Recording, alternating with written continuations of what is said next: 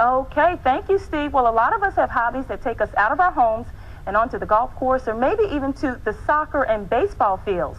One Dillonville woman has turned her love for birds into a museum of sorts inside her home. Lisa Desatnik works full-time as a public relations consultant, but also enjoys sharing her love for birds with the public. Good morning. Well, good morning. You have two of your friends here. Tell us who they are. I do. This is Chester, and this is Barnaby. Chester's called an Alexandrian ringneck parakeet. Oh, wow. They're beautiful colors, too. Thank you, yeah, Chester. But Chester, why don't you show everybody? Yeah, Chester is in the parakeet family. He's the largest of the parakeets, actually, and his tail runs about 14 inches long. It is pretty long. He loses that twice a year. Oh, wow, it actually falls off? And then it grows back in. Yeah. Well, how did you become interested in birds?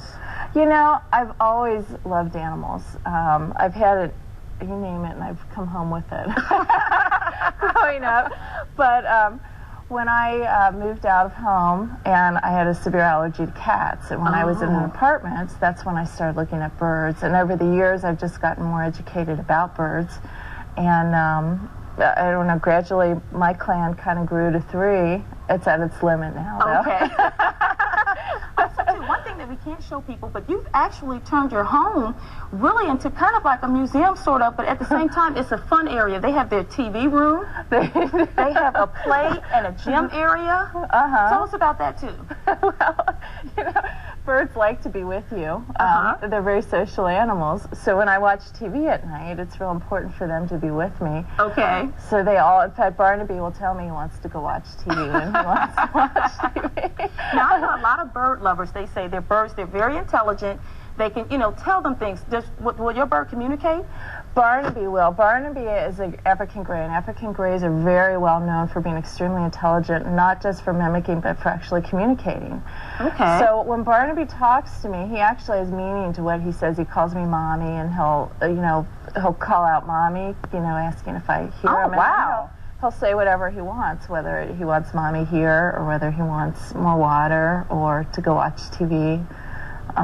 So extremely intelligent. Okay, animals. great. Now, Lisa, you've also had some of your friends kind of get in on this, and you've actually had them buying you gifts or bird-related gifts. And people just do it because they are interested in birds.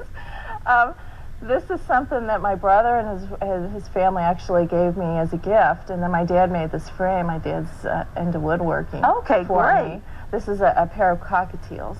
So I have wonderful. That framed. Well, Lisa, thank you for coming in and showing off your birds. We really appreciate it. Oh, sure. All Thank right. you for having us. Well, stay with us. When we come back, we'll tell you what's coming up on tomorrow's show. Plus, Steve will have a final check of your forecast and maybe a little bit more salsa dancing, too.